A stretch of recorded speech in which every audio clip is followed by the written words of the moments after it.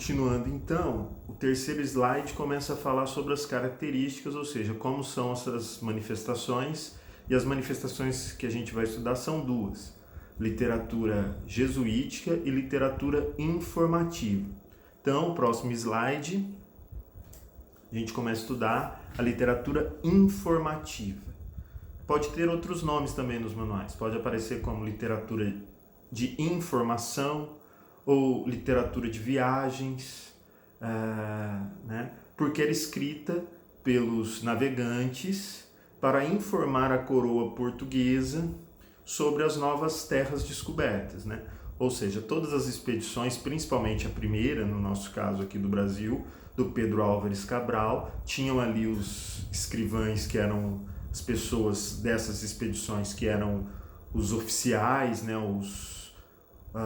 Os profissionais em escrever para documentar a viagem e tal, e esses escrivães, volta e meia, tinham que transformar toda esses diários de viagem em cartas, né? Assim, com certo requinte e tal, porque elas iam virar um documento lá para ser lido pelo rei, pela corte. Então, o nosso documento mais famoso é aquele em que o Pero Vaz de Caminha registra a chegada dos portugueses ao Brasil pela primeira vez. Então, que é a carta a El Rei Dom Manuel sobre o achamento do Brasil.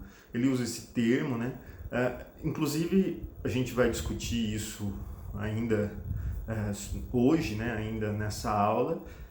Qual termo, né? Por muito tempo foi estudado como descobrimento, isso é um debate que vai se estender para os professores de história também. O termo achamento é o que o Pero Vaz de Caminha usa. O Samba Enredo da Mangueira de 2019 usava o termo invasão, né? E que me parece o nome que melhor explica o que os portugueses fizeram. A gente vai falar bastante disso para o final da aula.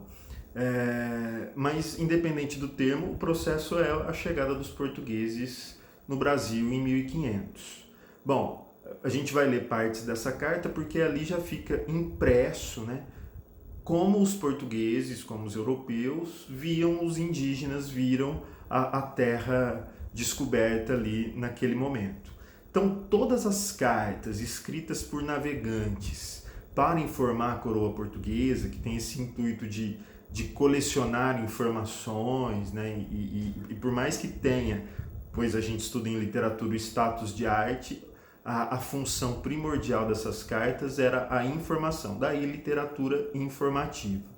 Bom, no próximo slide, inclusive o facsímile que tem aí, né, essa figura que tem nesse slide, é justamente um facsímile da própria Carta do Achamento, que está no Museu do Rio de Janeiro hoje, né, o nosso primeiro documento histórico, político, literário, é um documento bastante versátil aí, né? E é muito interessante o jeito que o Pero Vaz de Caminha demonstra como foram as primeiras impressões que os portugueses tiveram dos indígenas, né? Então, no próximo slide, vocês vão acompanhar aí que eu separei alguns trechos da carta para a gente comentar. Bom, primeiro trecho, se a gente puder ler junto, né? Vocês têm os slides aí.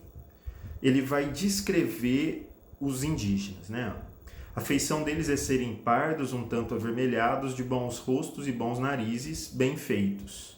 Andam nus, sem cobertura alguma, nem fazem mais caso de encobrir ou deixar de encobrir suas vergonhas, do que de mostrar a cara. Ou seja, eles não têm nenhum pudor, como nós temos hoje, como os portugueses tinham à época, né, de cobrir suas partes pudentas, né, suas vergonhas, como ele diz aqui. Acerca disso, são de grande inocência. Ambos traziam o beiço de baixo furado e metido nele um osso verdadeiro de comprimento de uma mão travessa e da grossura de um fuso de algodão, agudo na ponta como um furador. Metem-nos pela parte de dentro do beiço e a parte que lhes fica entre o beiço e os dentes é feita de modo que roque de xadrez. e trazem-no ali encaixado de sorte que não os magoa, nem lhes põe estorvo no falar, nem no comer e beber. Então aí, veja que é uma descrição física dos indígenas, né, sei lá, a gente chama de piercing isso hoje, né, mas o osso que eles traziam ali. Os cabelos deles são corredios e andavam tosquiados de tosquia alta antes que de sobrepente, de boa grandeza, raspados todavia por cima das orelhas. E um deles trazia por baixo da solapa de fonte a fonte, na parte de trás, uma espécie de cabeleira de penas de ave amarela, que seria do comprimento de um coto, muito basta e muito cerrada, que lhe cobria o toutiço e as orelhas, e andava pegada aos cabelos, pena por pena, com uma confeição branda, como de maneira tal que a cabeleira era muito redonda e muito basta e muito igual, e não fazia míngua mais lavagem para levantar. Esse trecho, tem vários outros trechos em que ele descreve. Eu trouxe porque é a primeira vez que a gente vê, é a primeira vez que um português viu um indígena, pelo menos ao que nos consta, né? E ele já tem esse cuidado de documentar a aparência desse indígena, né?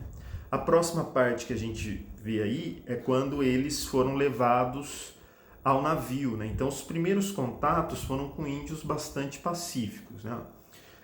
Eles são levados ao navio do Pedro Álvares Cabral e tal. E para esse vídeo não ficar muito longo, eu vou cortar e no próximo vídeo a gente continua essa conversa.